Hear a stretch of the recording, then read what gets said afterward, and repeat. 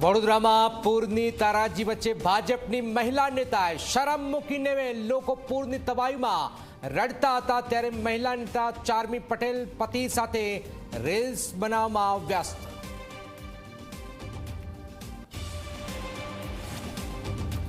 અંધરાધાર વરસાદે ધોઈ નાખ્યો પોરબંદર સોમનાથ નેશનલ હાઈવે।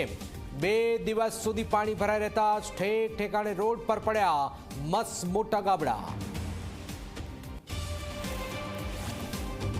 અરે સુરતની સિવિલ હોસ્પિટલની સામે આવી લાલિયાવાડી દર્દીના હાથ અને પેટમાં નળી જતા જાતે જ એક્સરે કરાવવા મોકલ્યો। સ્ટાફ દ્વારા સ્ટ્રેચરની પણ વ્યવસ્થા ન કરાઈ।